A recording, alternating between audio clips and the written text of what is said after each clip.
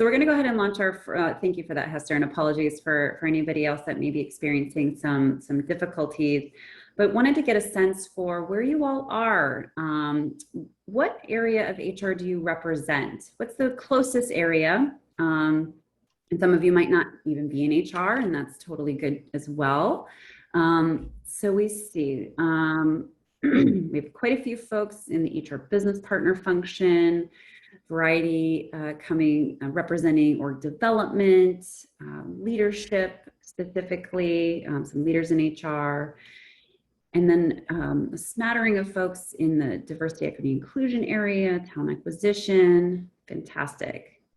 It seems like the largest proportion that we have with us are HR business partners, which is fantastic. So I'm just going to leave this up another 2 seconds, and then we'll close this out and get us rolling. So what I think is really fantastic to see such a representation across HR and people functions with us today. I really love that. All the work that we do is complementary and supports each other and impacts one another. So we all play an important role in helping our organizations and our people thrive. So it's really fantastic to see that. So I'm going to end the poll here. I don't know if we can.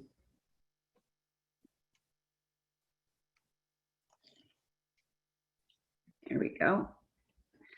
And here we'll start digging into some of the topics that we have today. So wanted to really first start with some kind of key trends, some data points that are likely familiar to many of you or similar. You're tracking some similar trends for your organizations as well as what's going on in the general market. But we're seeing certainly over the last couple of years some really interesting movement in the workforce. So a lot of that disruption that's come from COVID, as well as other social sort of issues and movements, and really driven a lot by how employees are really thinking differently about their work experiences. What are they prioritizing? What we can see, from some of the studies that we've cited here is that work-life balance, finding more meaning, really tuning into well-being and mental health is really becoming a priority, more of a priority than it ever was before for employees. And we know that there are a variety of elements in that employee experience that matter more in terms of retention and attrition. So the statistic of 77% of voluntary turnover is preventable, and a large proportion of why people stay or go has to do with career development opportunities, the characteristics of their job, different benefits, the overall work environment. And we certainly see many of these trends, when we look at the McKinsey report that was published last year of what's really mattering to employees. Why are they staying? Why are they leaving? And what you can see here and what's echoed from some of what we just covered is that it's some of those relational aspects of work that really matter to people. They're leaving because they don't feel a sense of belonging, or they don't feel valued. They might not have the kind of flexibility in their work schedule that helps them meet their whole life needs. And we see a little bit of a disconnect when we look at the employer perspective. Employers think that people are leaving because of inadequate compensation, looking for a better job. Now, those certainly might be data points within for employees in making decisions to leave their organizations, but they don't tend to be the driving factors. And so there's a real, sort of interesting sort of disconnect in some ways around, in order for us to really think about how to shape a place and an experience where people thrive and organizations thrive, we need to kind of close the gap in some of these experiential expectations and what's happening within our employee population. So what about development? What does this mean then, right? Well, there's some kind of interesting trends and some different statistics that I've come across in terms of how this conversation of development and learning and development for employees is taking shape. So on the first part, we see that 55% of CEOs, and this comes from some research from Brandon Hall Group, that 55% of CEOs indicate, or I'm sorry, it was DDI's work, that indicate that the next generation of leadership development is the #1 business issue. That reskilling is a key gap, right? We have CEOs calling attention to and recognizing that part of that leadership development challenge is being able to reskill.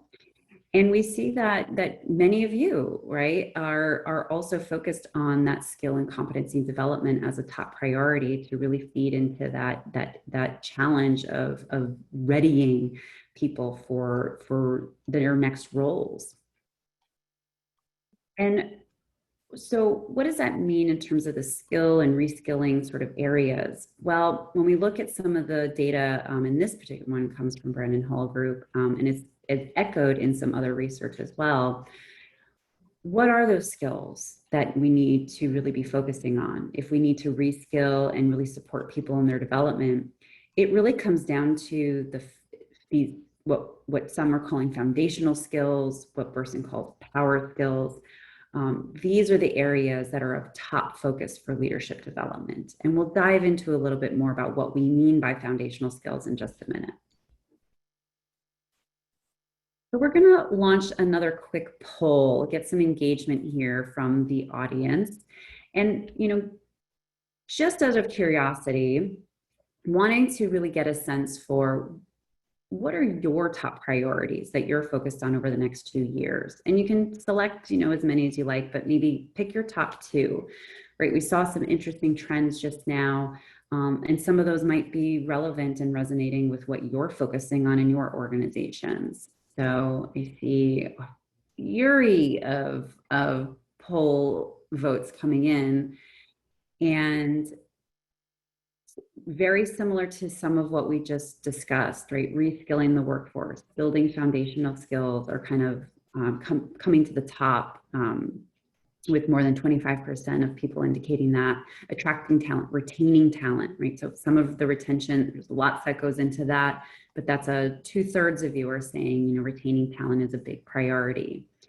Having a strong leadership bench is another, approximately 1/3 of the group here. Awesome. So it sounds like, you're all sort of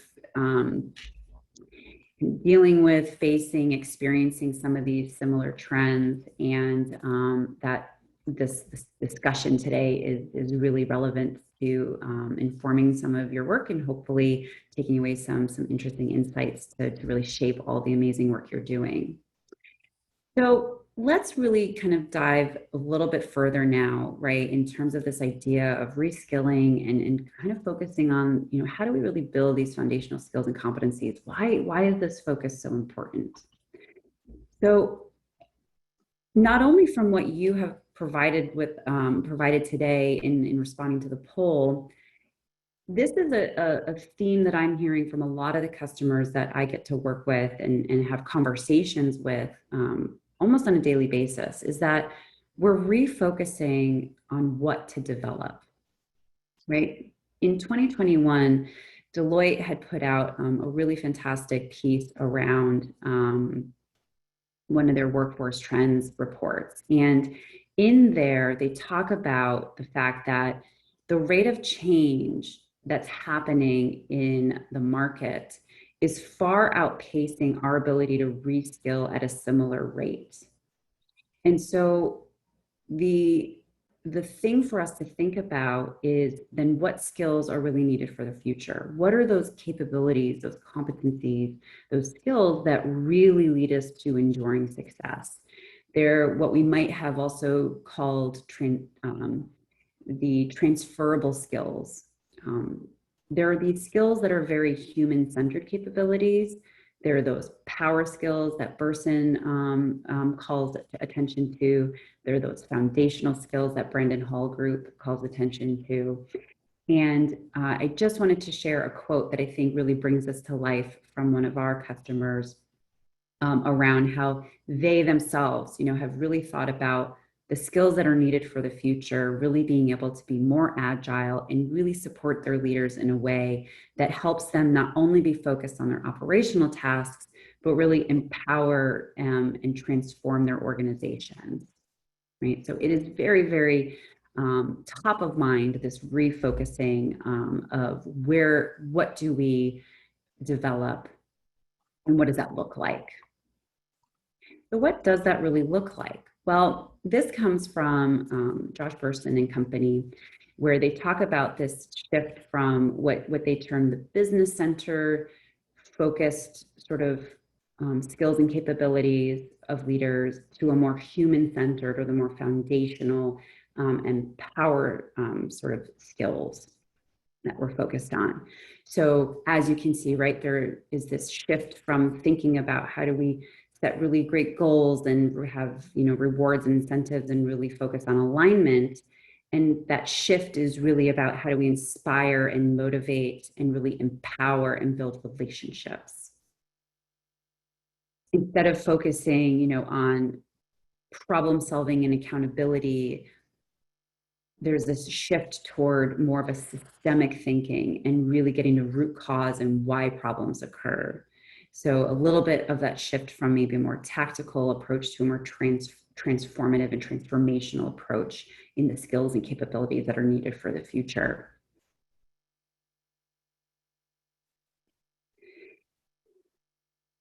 And so this just sort of brings a little bit of that maybe a little closer to home, I guess. And what we see, right, is that from Brennan Hall's research, they really, in one of their leadership reports, noticed that 85% of the respondents in one of their studies said that we're really starting to focus on those practical skills needed for the future, those foundational skills. And what they're also noticing is that in addition to these skills and capabilities that are desired and needed from an organizational perspective, there's also a need to shift how we do that. How do we help best support, develop, and cultivate these skill sets? So some interesting trends that Brendan Hall Group has found is that leaders are wanting more dedicated sessions for their learning. And they're looking for opportunities to work more in peer discussion, more experiential learning. So not only do we need to think about what we need to focus on and develop, but how we're doing that is really shifting. And I'm sure many of you can resonate with that in the work that you're leading. So what does this kind of really look like when we look at some of the data? Well, this to me begs the question, is what we're doing working, right? And so what you see here is that this comes from DDI, that there are specific learning modalities that leaders are wanting the most. Just last year, this report came out, and what you see of what bubbles to the top is echoing what we just shared in some of the Brandon Hall metrics. There's this more experiential and one-on-one and as well as peer learning sort of experiences that leaders are really looking for. External coaching, developmental assignments, the opportunity to really get a better assessment of strengths and areas for opportunity and areas for development. Now, there certainly is that place for in-person or more formal training and learning and programmatic learning, but there is a shift in what people are looking for. What I also find really interesting is that while this is what leaders want, this is how they're really rating those programs and those opportunities. So while there is still a need and people want those formal learning opportunities, there's still a lot of room for improvement in how we're delivering and constructing those developmental programs. There's an opportunity, right, to, for example, when external coaching is something that raised to the top and what leaders want, but they're really rating their experiences in some of those programs not the greatest, right? There's a lot of room for improvement. Same thing with mentoring. So there's some interesting things that, it begs some interesting questions, I think, in terms of how we're really delivering learning and supporting people, especially in the very transformative world of work that we've experienced in the last couple of years. And what does that say about what learning can look like in the future? So I want to kind of switch gears a little bit now. We've gotten some really good context of what's going on sort of in the external world, how that might be impacting your particular organization, your strategies. We've seen, the shift in thinking of what leaders want, how they want to learn, what may or may not be working. And mentoring and coaching were some key areas that were being highlighted as the needs and wants of leaders, as well as maybe some of those areas of opportunity that we have to improve how those programs work. So let's dive a little bit into coaching and mentoring. And we're first going to start with clarifying what is coaching and what is mentoring. So here, just as a sort of illustrative perspective, we have Malia. And she's a leader, mid-level leader in an organization, and she's really trying to enhance her capability in providing empowering feedback to her team. She wants to be better equipped to be able to do this, to be effective in her role as a manager, right? Now, there are many different ways that we can help and support Malia, from in-person training to coaching to mentoring to on-the-job, stretch assignments. Perhaps there are maybe even issues that need to be tackled from a mental health perspective that could be getting in the way of some of her, her ability to be performant in her job. Each of these different modalities are going to kind of answer a different question and approach Malia in a different way. So if Malia was working with a consultant, a consultant might draw a 4-axis model on the types of feedback that are available and how to deliver that in different ways. A trainer or a learning specialist might put together a very experiential role play to really practice this with Malia. A mentor would perhaps provide her with more guidance based on their experience of what worked and in what situations, and provide more instruction to Malia on how to tackle this. A coach would instead ask powerful questions to really help Malia come to those conclusions and solutions on her own.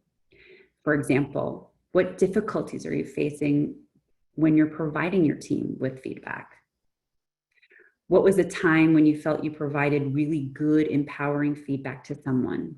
What did that look like? So just from an illustrative perspective, you can start to hear and see the flavor and the difference between these different learning modalities, which many of you are very, very experienced and familiar with.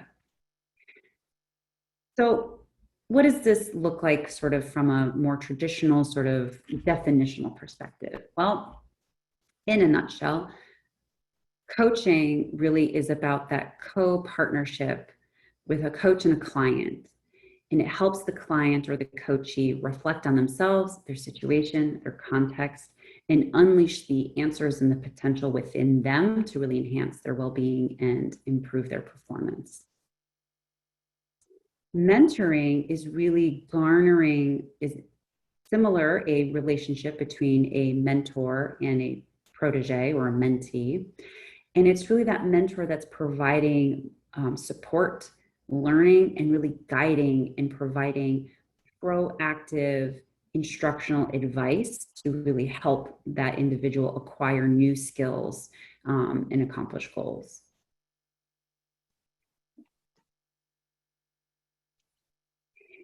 So let's launch another poll and hear from you. How many of you have formal mentoring or coaching in your organizations today? So maybe you only have mentoring. Maybe you only have coaching. Maybe you have both. Maybe you have neither. Okay. We have about Lots and lots of votes rolling in. We have about 40-ish% that don't have either. About 13% that have mentoring only, about 14, 15% that have coaching only, and almost a third that have both.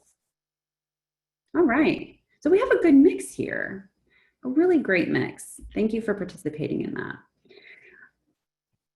Well, let's continue to dive into both of these. These are really, really powerful modalities of learning. They're two very highly impactful developmental interventions, but they serve different purposes and they have a different focus. So as you can see, right, coaching has a really important and powerful impact. It helps, we see that coachees or participants of coaching have better performance outcomes. They achieve their goals at a higher rate than people who don't have coaching. There's greater psychosocial outcomes. So meaning that it helps develop self-confidence, emotional regulation, resiliency. It also has an impact on the broader work attitudes, such as employee engagement, productivity, work satisfaction. And mentoring has some similar impacts, but it has also more career-related more impact on career-related outcomes that are more specified to a particular career track. And also often results in more promotions and a better career advancement. Does not mean that coaching doesn't have that same impact, but they have the meta-analysis that we have available are showing, some pretty profound impacts from both of these as a modality.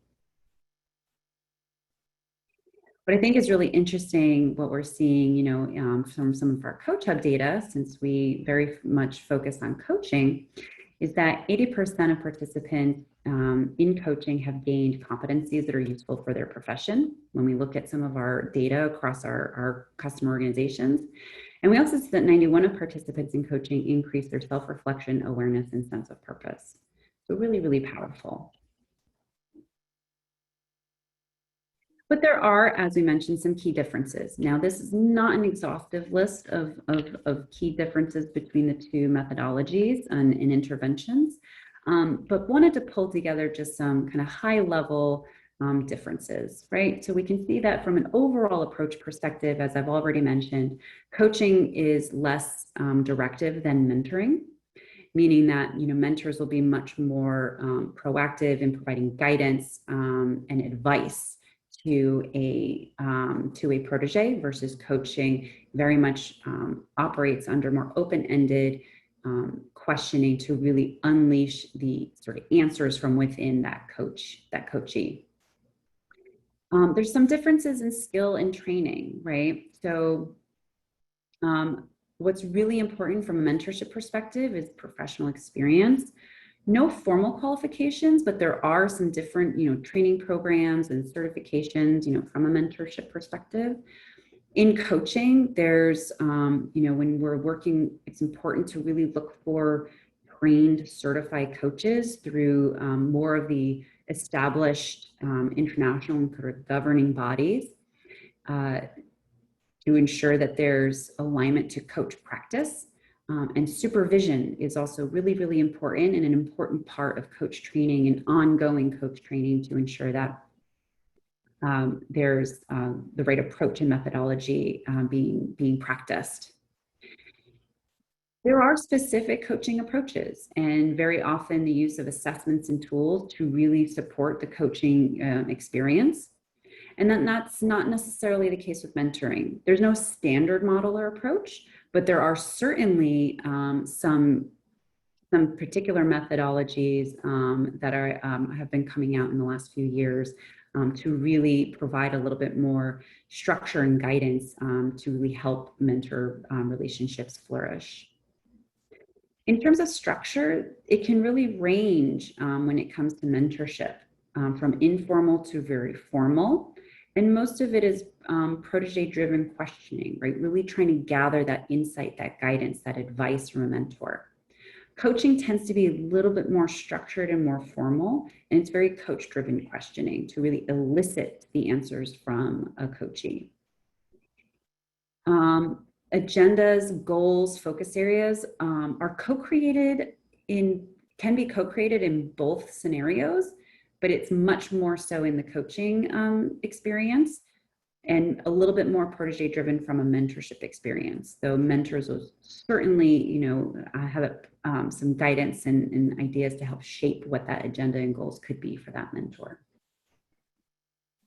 Domain expertise, sort of the subject matter expertise of working, with a coach or a mentor in your particular profession or practice. What does that look like? All the coaching research that we've seen to date suggests that there's no domain expertise necessary for the effectiveness of coaching for coaching to have an impact. And that may be more of the case and be more important from a mentorship perspective, given that the idea behind mentorship is really that advice and guidance to really develop specific skill sets and competencies for success in role and next role. But that's not necessarily the case. There can be a flex depending on what's needed. And then duration. What we tend to see is a sort of a sweet spot from some of the research that I've looked at is that coaching engagements for really sort of the baseline of impact, 6 months is a typical sort of engagement. Mentoring tends to be about a year, but I've seen a range around this, so there's no kind of right or wrong. So hopefully this sort of brief overview kind of gives a little bit of structure and some more kind of guidance and thought around what are some of those main differences, between these two modalities. And so, this then begs the question, well, when do I work with each one? Well, I might work with a mentor when I need advice from an expert. When I'm seeking to learn and acquire very specific skills and training that are really related to my profession, I might want to work with a mentor. When I'm really looking for someone to provide me with direction and guidance and more directive feedback on how I'm doing. Coaching might be more beneficial when you're really looking for pursuing goal achievement as a part of an organizational transformation, where we're really trying to develop out broader based skill sets and competencies and capabilities. It's also really important to leverage coaching in the case where confidentiality is really important to create that safe space for digging into different issues that might surface in that coaching experience. Coaching is really helpful and impactful when in helping to unblock limiting beliefs, challenge different assumptions, and really get at some of those blockers that might be getting in the way of broader goal achievement and capability building. So now that we've kind of dove into both methodologies, both powerful interventions, let's continue to kind of double click on the coaching side and take a look at digital coaching and how that can really be a difference in how shaping the learning and development agenda in your organizations can really take a different path and really meet learners where they are and leaders where they are, and really not only fuel their growth and transformation, but fuel your organization's growth and transformation. So here at CoachHub, right, just as a sort of overview of how this sort of comes together from our perspective, is that we really think about how to help support leaders or individual contributors that are experiencing coaching from a holistic perspective. And this really aligns to some of what we were talking about before in the foundational and power skills and capabilities that are really going to help people grow and thrive in their work, but certainly in their whole lives. So we have this underlying framework that's really helping people focus on how they grow as a whole person, as well as how they inspire as a leader. And it turns out that when we focus on those things, when we take this holistic approach and are able to really scale what coaching can be powered through a digital platform, we're really tapping into the core needs and drivers of what helps people thrive, right? We're able to unleash and tap into their sense of autonomy, help build more relatedness and that sense of belonging for them, really help focus on building mastery and competence in areas that are really important to their role, and connect them back to their own sense of purpose and how their sense of purpose connects back into an organization. And we know that when individuals thrive, organizations thrive. So when individuals need to grow and develop and get the support that they need to navigate challenges, gain new perspectives, and create solutions to tackle new ways of work and well-being, coaching can really be helpful. Behavior change doesn't happen overnight. It's a journey. And so developing mindsets, and first developing mindsets, and then building those mindsets into changing behavior is really a long-term journey for an individual, let alone how that takes shape and looks for an organization. So when we talk about, coaching can help your organization thrive, there's many different areas that we can help sort of think through where coaching can make a difference, not just in maybe the traditional leadership development sense and in transition coaching. It can help really hone in on developing capabilities that drive agile change and transformation in your core companies. It can really help serve as a strategic lever in driving different cultural shifts, building more inclusive behaviors into the way that you operate. It can really help with overall holistic well-being in developing core mindsets around resiliency, emotional regulation. Those things are going to help people thrive regardless of the situations that they come into contact with.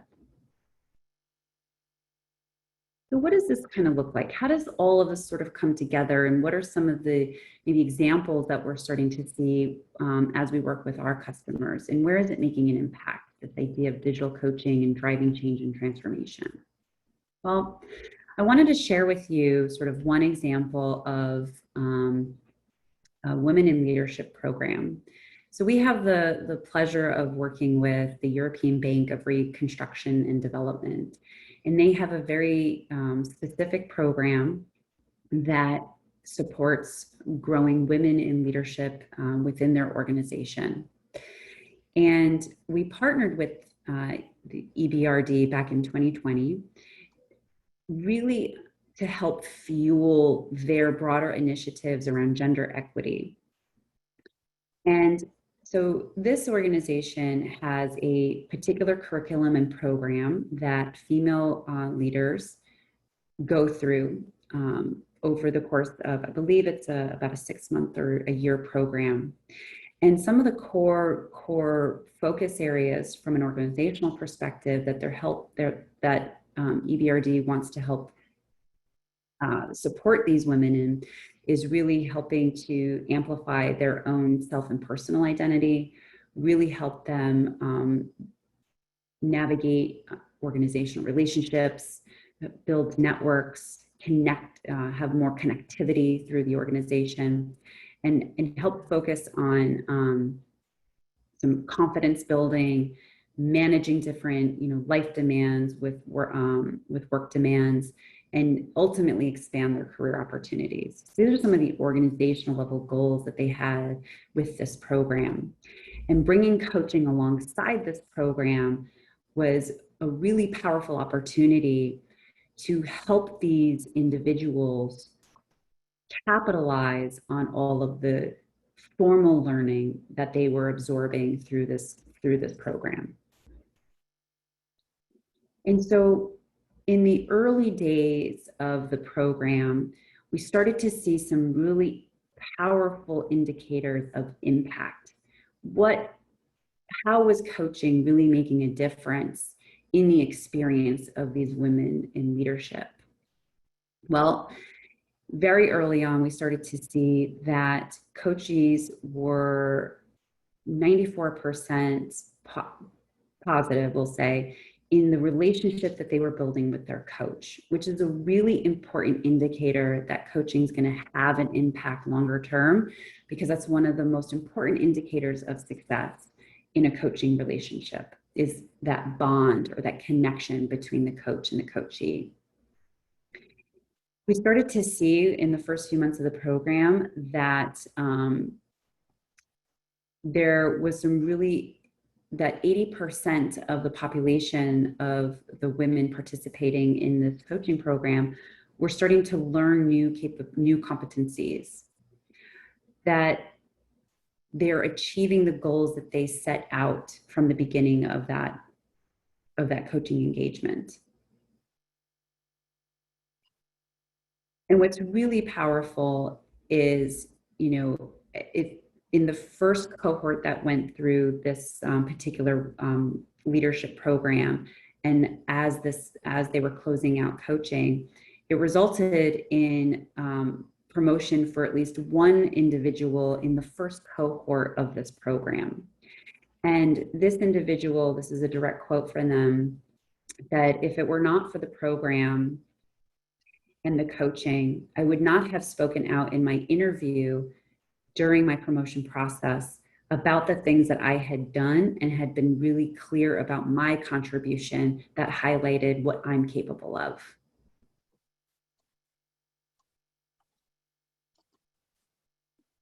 On a totally different sort of perspective, we have another customer, BRAUN, manufacturing organization. And thinking about they're in the medical and pharma industry and manufacturing.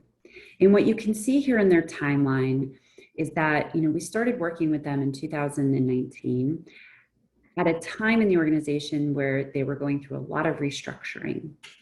And they wanted to really bring coaching in to help leaders really build some capability around these massive organizational changes that were happening in the company.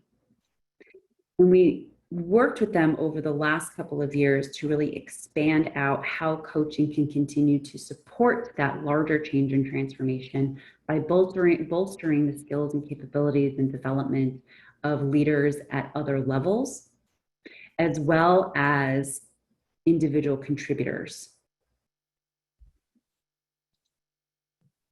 And again, just wanting to highlight here a little bit some of the early indicators of some of the impact that coaching is having within BRAUN, but it also comes from some of the aggregate data that we have across our customer organizations. We see a really strong working alliance. So we know that coaching is making a difference and can potentially yield these longer term outcomes that we hope to see.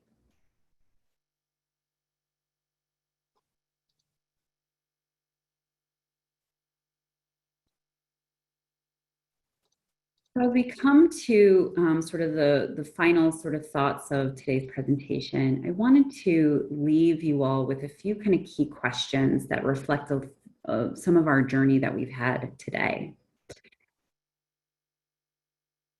In thinking about how you're shifting, your learning and development approaches and the needs that you have in your organization, do you have a strong understanding of what leaders need for their development? I really loved seeing the data from the DDI report of what leaders say they want and how they're rating those experiences in those current developmental opportunities they have. And I think we have a real opportunity to shake things up and bring some different thinking to how we help people grow and develop. My second question then, this leads me to the second question I have for you all. Are you investing in a technology infrastructure that can deliver the more personalized learning and development that leaders and individual contributors might want, but also what might be needed given the very fast changes that we experience in the world, the way that our workplaces are transforming to remote and hybrid environments, operating in a continuously distributed and for many of us global ways. Do you have the technology infrastructure in place to really support those changes? Do you have people who can coach your talent at all levels? Right? Some of the challenges that we've seen with coaching and mentoring and some of those more personalized approaches in the past is that we just don't have enough HR business partners. We just don't have enough time as managers to really spend what's required from a coaching and even mentoring, perspective to really help individuals grow and develop in that way. So if you have the infrastructure, if you have the tools and capabilities to do so, we can effectively replicate and scale the role of a manager and the role of business partners in really coaching and developing people. And then I guess, the ultimate question is, are you prepared to support a more personalized and collaborative learning approach, let alone from a sort of all the pieces and parts that are needed to do that? What's your organizational readiness to do so and the philosophy that you have?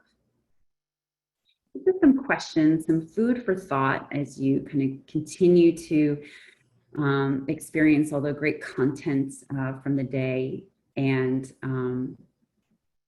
some fodder for as you progress on your initiatives and strategies. And before we wrap up and kind of turn to some questions, I just wanted to launch one last poll in case anyone is particularly interested in learning more about CoachHub, digital coaching. How is that really working? We'd love to hear, from you and your interest in some more information around coaching and its impact. We'll leave that open for just a few seconds here and allow you to cast your votes on who would like some additional information. There's also a handout, I believe, that is going to be available from the slides that we presented today, so you can go back and reference and take some of that with you, leaving today's conversation. All right, wonderful. So we'll close this poll up in another maybe 5 or 10 seconds. And then we will move on to some question and answer. Great, awesome. Awesome. Well, thank you all so much for the active participation in all of the polls throughout today. And I just want to thank you all so much for listening in. And we will now take some questions that are coming in through the Q&A and the chat. So let us see here. All right, so one question that's come up is, leaders want, so this is based on some of the data that I shared earlier around leaders maybe wanting some more formal in-person training. Despite the fact that employees are demanding now a more hybrid or more flexible work environment, that seems to be a little bit of a challenge. It's a really great observation, and I think that this is what makes our jobs and really challenging, right? Is to figure out what's the right balance and modalities and mixture of learning that's really going to meet people where they are, but also really help us, drive forward the skill, what we need from an organizational perspective. And what I hope you can take away from some of the data that I showed is that it's not that in-person training or any of the other modalities that we've been leveraging across the employee spectrum are outdated or no longer needed, but how does some of the trends and preferences from leaders, as well as the kind of skills and capabilities and changes that you need to drive forward organizationally, what interventions are going to help you accomplish those things better? Right? There's a time and place for formal learning, and there's a time and place for coaching. There's a time and place for mentoring, and there's a time and place for figuring out how all those pieces come together. So certainly a challenge. It's not really an answer to the question of how do we create these experiences in a more flexible, potentially hybrid, and certainly more distributed world of work. But I think that's some of the fun design questions and design thinking that we can bring to solving how do we bring the right learning at the right time, but for driving the right changes.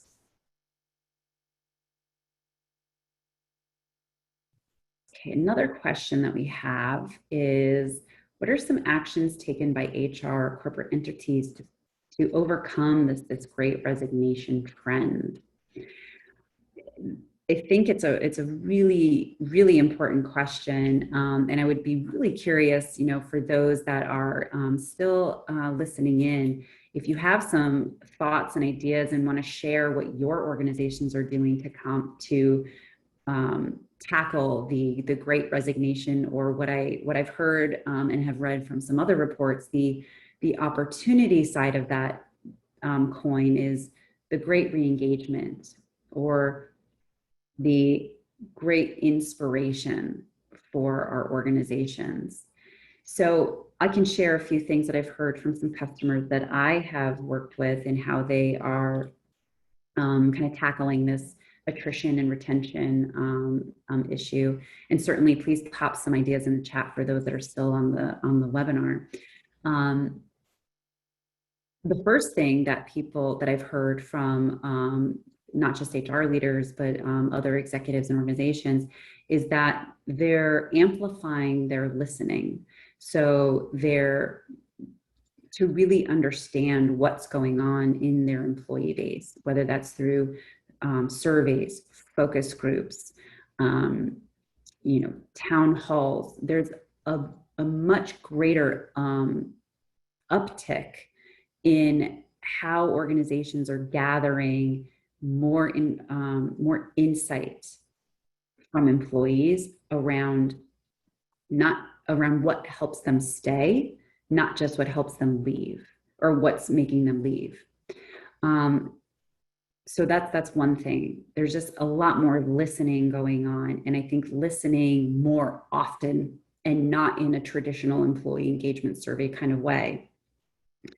The other thing that I have seen, and this is a trend that I've seen over the last maybe 10 years, is the utilization of stay interviews. So I don't know how many of you on the call do that in your organizations, but it's one of those more proactive approaches, a different kind of one-on-one conversation with employees to really tap back into what's motivating them, what connects them to the work that they're doing, what really brings that connection of between them and their organization, and why they would want to stay longer. Unfortunately, while exit data can provide a wealth of knowledge, there's only so much you can do with that because people have already left. Hopefully there's some learning that you can apply to the people that are still within your organization. But what if we started to do some more of this proactive listening, such as like a stay interview? So that's another tactic that I've really heard. Okay, let's see. Any other questions that we have here? Fantastic. So another question that's come in is, with the opportunity for more coaching, right, to bring coaching to more employees, how do you get started with that, right? Where do you begin? It's a fantastic tool in our toolbox if we're able to provide it to more people, but where do we start? And there's no silver bullet with that one, right? What it comes back to is really thinking about, what are the key priorities for your organization? What are you strategically trying to drive? Are there key problem areas where you're seeing maybe some greater issues in retention, or some potential gaps in the growth acceleration and sort of the mobility of certain populations, career mobility in certain populations of your organization? it's starting to really kind of discover a little bit about where, if we applied coaching, will it help drive some of that change and transformation that you're really looking for. Common place that a lot of people start is with first time leaders and middle managers. That's a huge portion of your population. Those are the folks that often are really driving, the change and executing and mobilizing the vast majority of your workforce. And they often haven't had the opportunity, for lots of good reasons, to experience such a powerful intervention, such as coaching. And we know that coaching also has a ripple effect. And so if you could really tackle a pretty significant portion of your population that has an influence in the way the work that work gets done, and how work gets and what work gets done.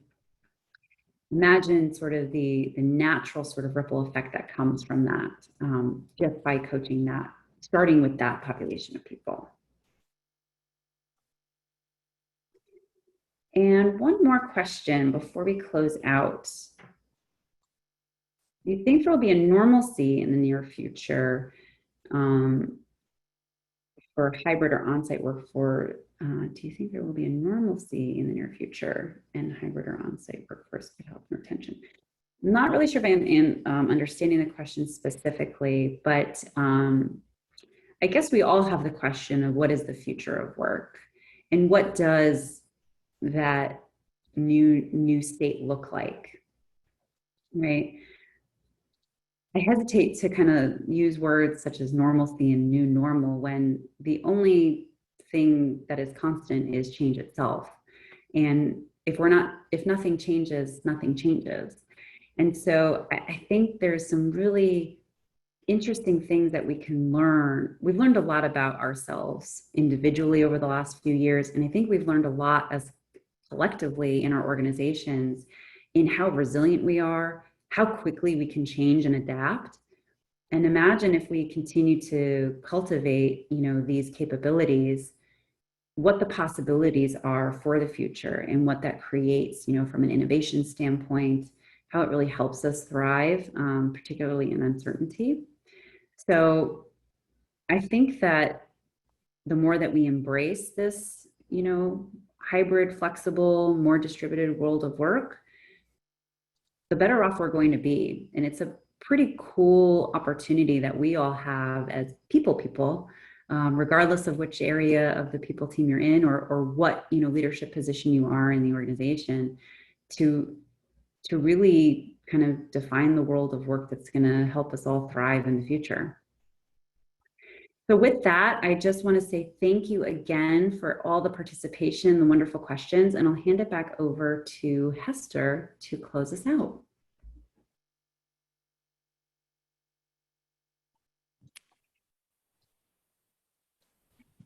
We had a little switch on you there, Dr. Liz. Okay. Hester's computer crashed, but we got it covered. Thank you so much. I came right in the beginning, so I got to hear an excellent presentation and see all the nice comments that came in.